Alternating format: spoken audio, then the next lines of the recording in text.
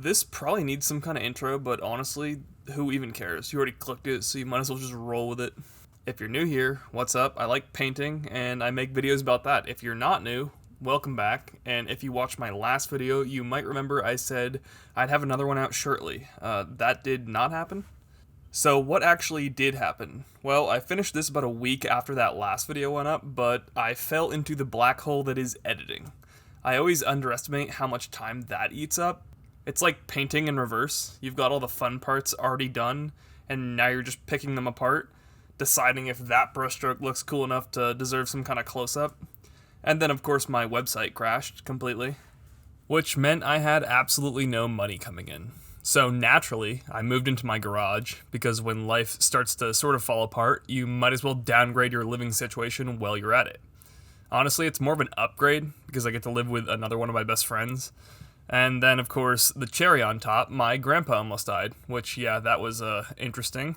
So I dropped everything, flew out to Boston, and spent a week with him. He is now fine, if anyone was wondering. Well, as fine as you can be at 85. And he wanted to spend the whole time watching murder TV shows, which was a weird bonding experience. Nothing like hearing the story of women poisoned by her husband in 2006 while you're eating soup with grandpa. But hey, quality time is quality time, you know?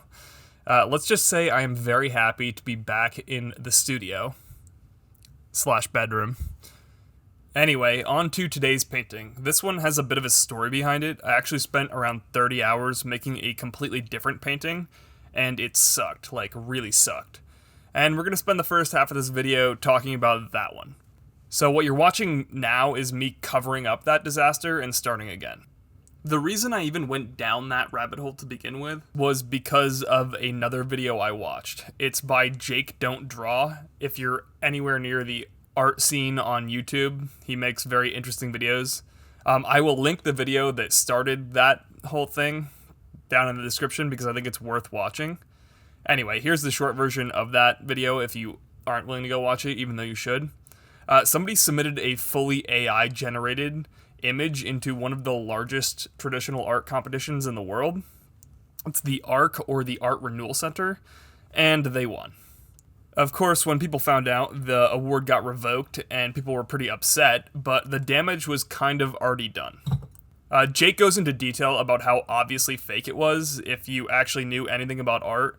Like, some parts were rendered with insane skill, and then the anatomy was completely broken in ways no experienced artist would ever make. Anyway, it fooled the judges, who maybe don't paint themselves, but to actual artists, it looked off. I got to the end of that video, and here's where my brain went. AI art is mostly garbage. Soulless, stolen, lazy. But it's easy to say that, especially when it's taking away jobs from your peers. My question, though, at what point does it stop being garbage and start just being another tool? So that's where the original painting came in. I wanted to give myself a challenge. What if I used AI not as a crutch, not as a shortcut, but as part of my process? Spoiler alert, it didn't really work, hence why I'm covering it up. But I wanted to find out if I could use it in a way that didn't feel like cheating.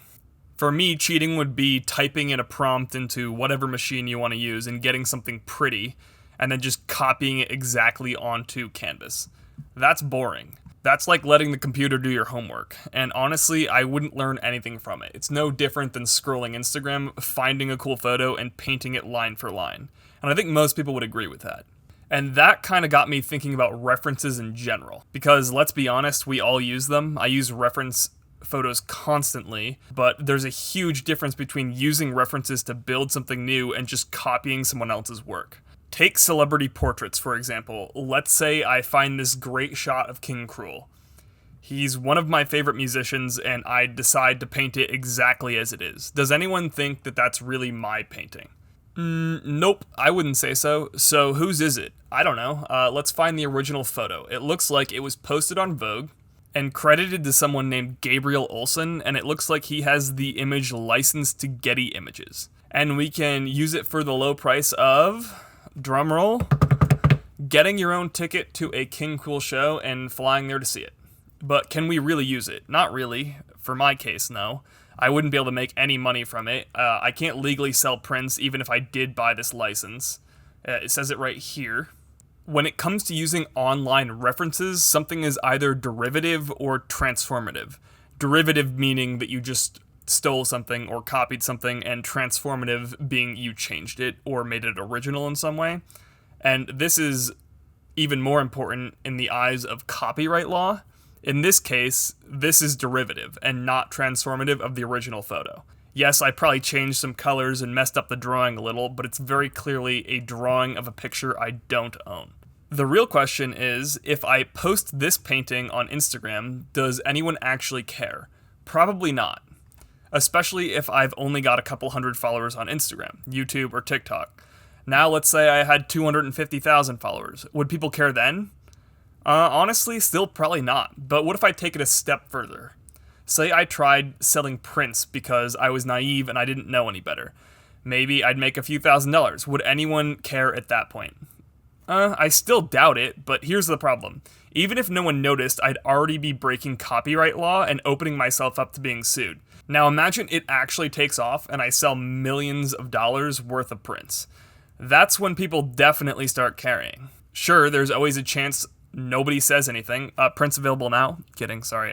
But realistically, at that level, Getty Images or Gabriel Olsen would almost certainly come after me.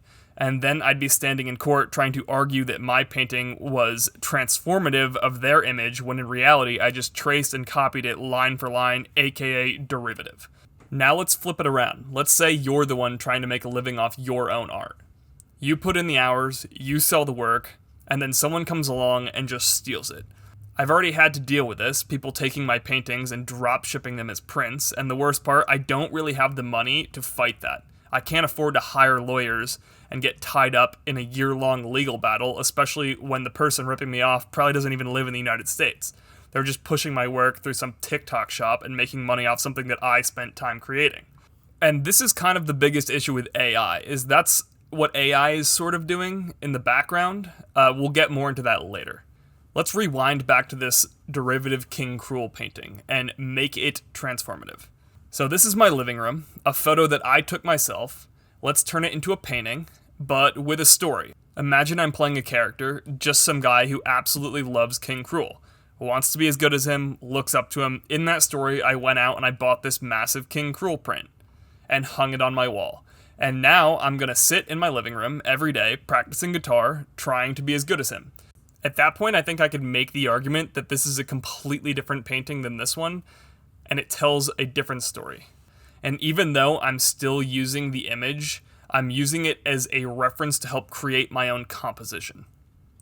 That was a pretty in-your-face example, so let me give you a bit more of a subtle one. Last summer, I made this painting, and at first, it just wasn't working. The arm looked off, specifically her left arm, or on the canvas, the rightmost one. So I went hunting for a reference. I found one, I borrowed the arm I needed, and I adjusted my composition so the anatomy made sense. Now, does the photographer of that reference suddenly own that section of my painting? Of course not. I mean, I'm the one that took the photo, but for sake of argument, let's pretend I didn't. Even then, it's still transformative, not derivative. If you hadn't watched the YouTube video of me making those changes, you'd never guess that the final piece was stitched together from 3 or 4 different references.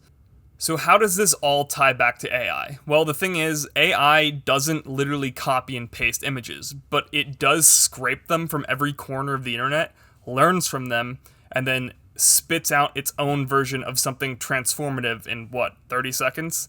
Did it ever get permission to use those images? Definitely not. But here's the tricky part. When I grabbed that photo of King Cruel and I built my own composition around it, was I really doing anything that different? That's the big question. Is AI just blatantly copying artists, or is it in some strange way acting like an artist itself? Because when you break it down, it's following the same process every artist I know uses. Taking references, remixing them, and turning them into something new. And here's the uncomfortable truth. All art is theft. Every artist steals. I mean, look at Picasso. He straight up said, good artists copy, great artists steal. There's even a book called Steal Like an Artist that I see half the people on the internet reference. We are all magpies collecting shiny things from the world around us. The real question is, are you just copying the shiny thing, or are you using it to build something new? AI doesn't really have copyright, and that's what allows people, like the one who That's a weird way of saying that. The one who won? The one who won that art competition? Alright, whatever. AI doesn't have copyright. That's what allows people, like the one who won that art competition, to argue that just because they typed a prompt into a program, the resulting image is now theirs. And then they go a step further and turn that image into a derivative painting of that AI image, and they can claim even more ownership over it.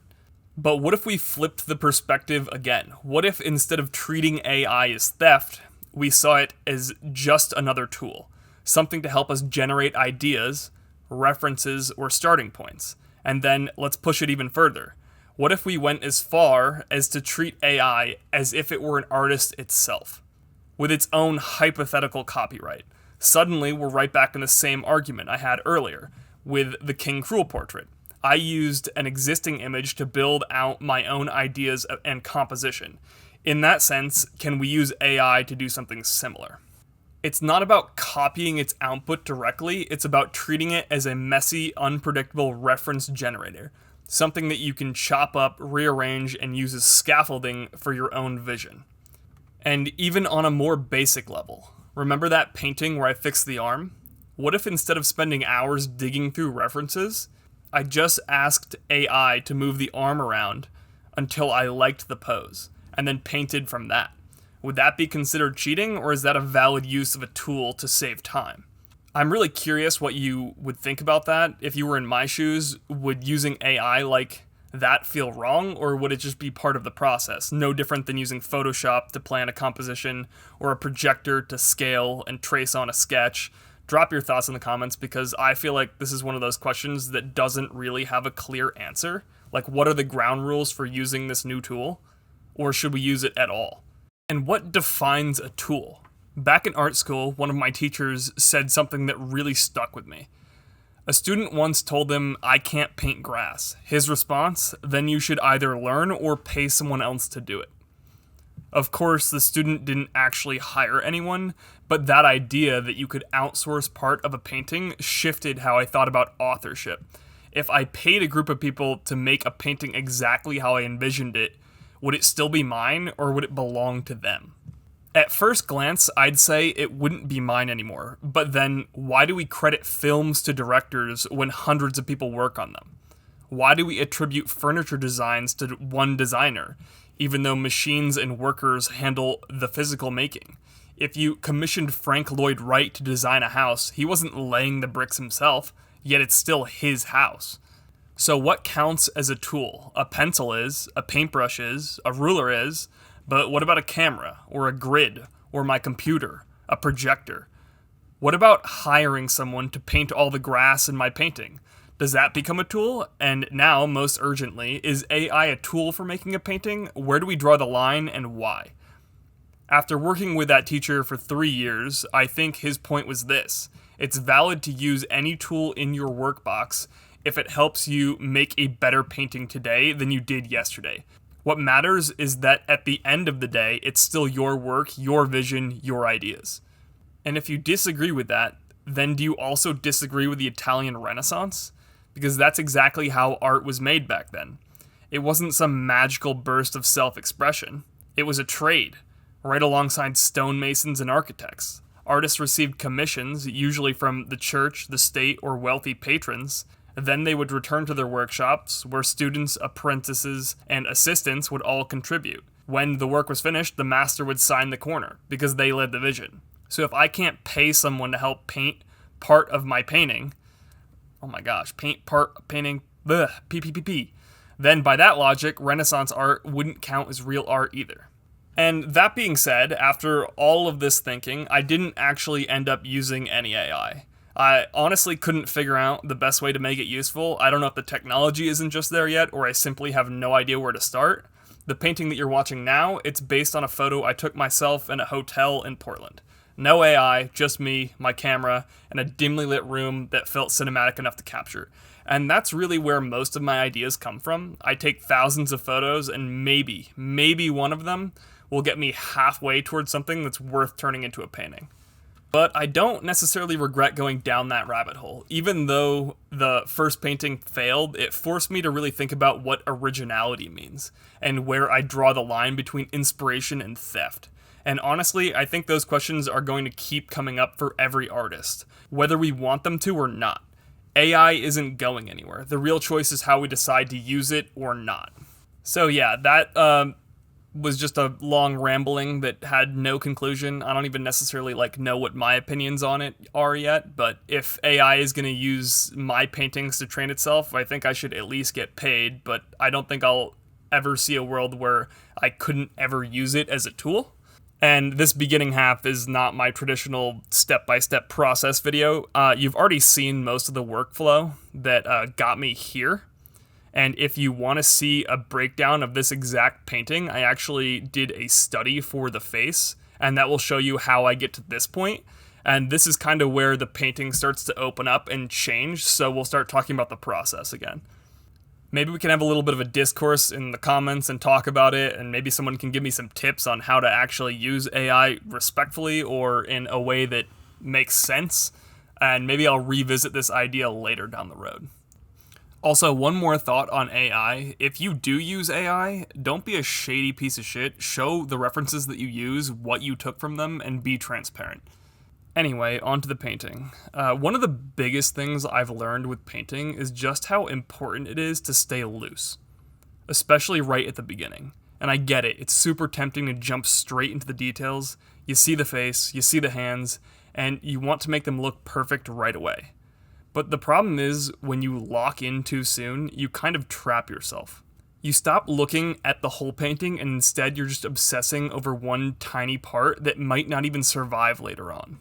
That's why, in the beginning, being loose is freedom. It's not about making everything look correct right off the bat. It's about capturing movement, energy, and big ideas. You're throwing down large shapes, blocking in values, and letting your brushstrokes stay broad and gestural. The early layers are all about setting the tone, and if you're stiff here, the whole painting risks feeling stiff. But if you stay loose, you give yourself room to adapt, to shift, to keep responding as the painting grows. There's also something physical about it. When you're painting loose, you're not hunched over, micromanaging little lines. You're painting with your whole arm. You're moving your shoulder, your elbow, sometimes even your whole body. And that physicality shows up in the painting. It gives the work rhythm, gesture, and life. Later on, yeah, you might go in and refine, tighten edges, make everything crisp, but that initial looseness, that's where the painting gets its soul. Another way that I like to think about it is looseness equals options. When you're too careful too soon, you box yourself in. You make it hard to change proportions or adjust the composition or even shift the mood of the piece, but when you keep it broad and gestural at the start, you're keeping doors open. You can pivot if something isn't working, and you're not afraid to wipe out or move things around just because you haven't invested hours into little eyelashes or fingernails yet. It's almost like music, specifically jazz. In the beginning, you want to be kind of loose. I don't play jazz, but I don't play music at all. Never mind, this metaphor is falling apart, but it was gonna go somewhere.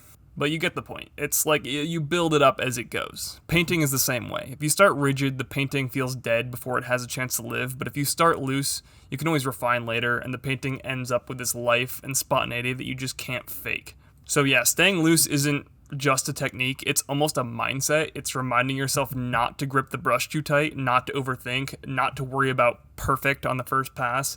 It gives yourself permission to let the painting breathe and evolve instead of forcing it into a box from the start. And honestly, some of the best parts of paintings comes from those moments where you're loose enough to let something unexpected happen and then you lean into it. Now, of course, I say all of that about staying loose, but I've definitely failed at it myself. On this particular painting, I fell straight into the trap of overworking the face way too early.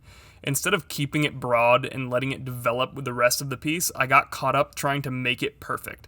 I was tightening edges, fussing with tiny details, and before I knew it, the face just felt kind of stiff and almost lifeless, and I was using too much paint. Spoiler, I'll talk about that later.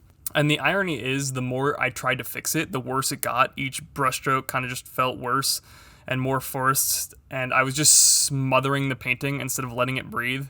Eventually, I had to admit to myself that I'd gone too far, So I did the scary thing. I painted over it, wiped out hours of work just to give myself a fresh start, and spoiler, I did it again.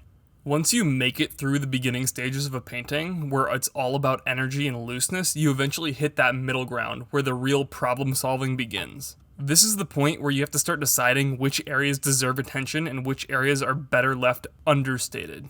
It's a tricky balance because every part of the canvas feels important when you're looking at it up close, but if you give everything the same level of detail, the eye doesn't know where to land, and the painting ends up feeling flat and confusing.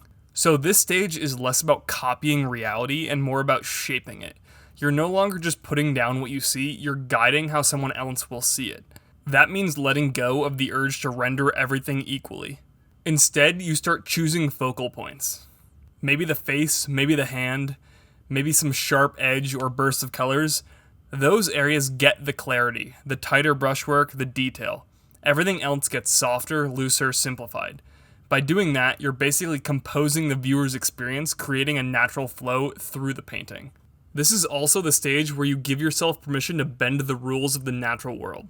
A shadow might get darker than it really is, or color might get pushed warmer or cooler than you see in the reference. A background might get blurred into simple shapes, while a single highlight gets exaggerated to pull the eye. You're not just recording reality anymore, you're editing it in service of the composition. And that's what makes the painting work as a painting, and not just a copy of something that already exists. The middle stage can feel frustrating because it requires stepping back and constantly asking yourself what matters most here. But once you lean into it, that's where the painting really starts to take on a life of its own.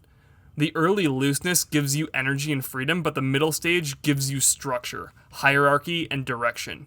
It's where the painting shifts from being just marks on a canvas to something that feels more intentional and alive. Of course, just like in the beginning stages, this is also another stage where it's really easy to mess up. And trust me, I've done it. On this painting, I got way too caught up in the wrong areas. Instead of focusing my detail on the face and hands, the natural focal points, I spent hours refining parts of the background that didn't really matter. I was tightening up brushstrokes on fabric folds, little decorative shapes, and even sections of shadow that nobody was ever going to notice. At first it felt good. I thought, wow, this is really coming together. Look at all this detail. But when I stepped back, I realized the painting had started to collapse in on itself. All that unnecessary sharpness pulled attention away from the subject and made the whole composition feel rigid and busy. My eye wasn't moving through the painting anymore, it was just getting stuck in random patches of texture and detail. And in the end, I had to do something painful. I went back over those areas and softened them down and repainted sections I had already sunk hours into, just to bring the focus back where it belonged. It felt like a step backward at the time, but it was the only way to get the flow of the painting back. That mistake is a reminder that just because you can render every little detail doesn't mean you should. The strength of a painting comes from knowing what to leave out. Now, I don't want this to come across like I'm against detail, because I'm absolutely not. Detail can be an incredibly powerful tool when it's used with intention. Some of the most moving paintings I've ever seen are packed with detail. But the difference is, in those works, the detail is always in service of the composition. It's guiding your eye, it's reinforcing the subject. It's not just there for the sake of showing off technical skill. In fact, when detail is placed strategically, it can make a painting come alive. A single sharp edge in the middle of an otherwise soft background, or a burst of texture in contrast to smooth brushwork, can do more to pull the viewer in than covering every inch with the same level of precision. It's less about the amount of detail and more about the hierarchy of it. So really, it's not the detail itself that's the problem, it's when detail takes control of the painting instead of the other way around. The goal isn't to eliminate detail, it's to decide where it belongs, and once you start thinking that way, detail stops becoming a trap and becomes one of the most powerful tools that you have. Another big challenge in this painting was figuring out how to suggest the really intricate and detailed dress she was wearing. Painting is all about simplification. There's just too much information in the world to paint every little thing, and honestly, even if you could capture it all, why would you? That's what photos are for. The beauty of painting is choosing what to leave out. At first, my plan was to just simplify the texture of the dress completely, but once I got to that stage, it looked way too plain, and the painting kind of demanded that something more should be happening there. My next idea was to just change the color, maybe go with a nice green that would vibrate against all of the reds in the painting. But the problem was that would have made the dress stand out more than the figure, and I didn't want it pulling away from the attention that was supposed to be on her face. So back to square one. How do you suggest the texture without spending the next decade painting every tiny detail? That's when I remembered a story my teacher told me. He had a friend who was painting a terry cloth towel and couldn't figure out how to get the texture right. His solution, he literally bought a terry cloth towel, cut it up, and stamped it into wet paint. And apparently it worked perfectly. Obviously, I wasn't going to turn this dress into a towel, but I loved the idea. So I grabbed some linoleum I had laying around, dug up my old printmaking supplies, and started experimenting. I traced a few of the repeating shapes from the dress onto paper and carved them into a stamp, and then mixed up a really thin batch of oil paint so I could press it onto the canvas. The last trick was making a second stamp slightly smaller than the first so that when I stamped the reflection in the mirror, the proportions stayed believable. And honestly, it worked way better than I expected. It still needs a few adjustments once it's fully dry, but I think I got it right where I wanted it. Alright, so moving forward, most of you know me for really thick, blocky paint. If you've seen my older stuff, you know I'm not shy about squeezing out half a tube of paint onto a palette and then just smearing it all over the canvas. And honestly, I love that look. I love the texture. I love when a painting almost feels like a stone wall. But this time, it actually got in the way. I was struggling with the face, and my usual fix is just to cover it up with more paint. Thicker, heavier, whatever. But no matter how many layers I added, it still looked wrong. Eventually I got to a place that I liked, but by then the texture was so built up that it started to look kind of ugly. That's when I had to stop and admit adding more paint was only making it worse. So I ended up doing something drastic. I grabbed a palette knife and some sandpaper and scraped it back and basically had to relearn how to paint. And that's where it kind of gets interesting. For the first time, I started using glazing layers. If you're not familiar, glazing is basically when you take a really thin, transparent layer of paint and lay it over something that's already dry. Instead of covering everything up, it changes the color underneath in this subtle way.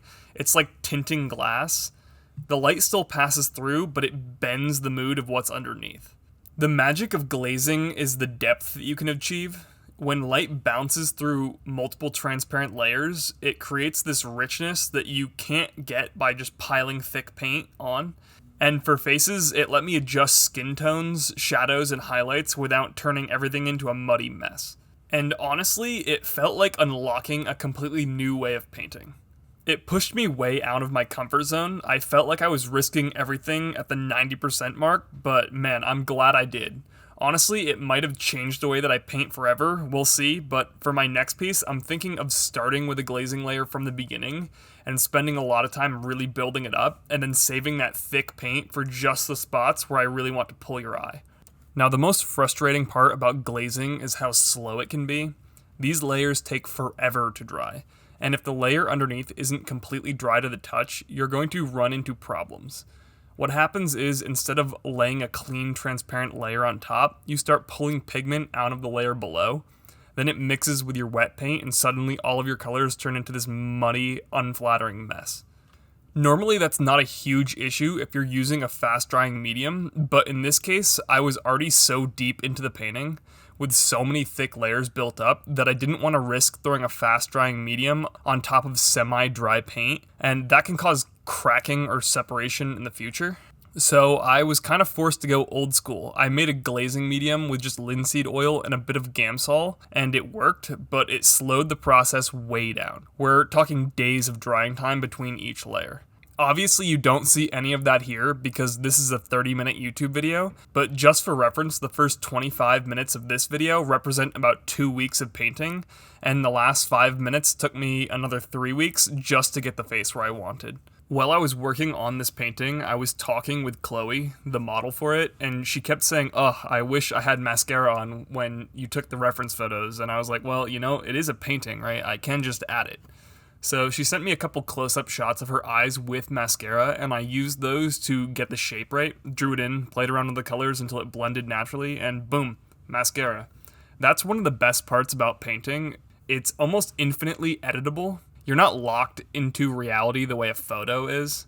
And by the time I got to the end, the last major task was applying everything I learned about glazing to the hand, and thankfully that part just kind of fell into place compared to the rest of the painting. It was smooth sailing. And with that, we are finally wrapping up this painting. We're finally at that last stage, adding those tiny little details that just pull the whole thing together. It's like a sharp edge here, or a highlight there. Mostly just adjusting little values to make the whole thing click. It's funny how these last small changes can make everything feel finished. Anyway, if you made it this far, thanks for hanging out for the whole process, and if you liked the video, please hit the like button, and if you really liked the video, please subscribe or drop a comment. I'd love to hear your thoughts on some of the things I talked about, especially earlier in the video, and I do actually read them. I don't necessarily have all of the time in the world to comment to everyone back, but I try my best, and it's always cool to hear what people have to say, or what they're working on, or whatever is going on in your own life. And I know I promised last time that I'd have another video out really soon, and I'm not going to promise anything this time, but I do have the next video recorded, and I just need to edit it. I'm going to show you how to get a ridiculous amount of canvases for super cheap, like borderline suspiciously cheap. So if you're trying to paint more without going broke, definitely subscribe, and that video should hopefully be out sooner rather than later. No promises. And that's the end of the painting, so I'm just going to let it roll out and show you the final result. See you in the next one. Peace.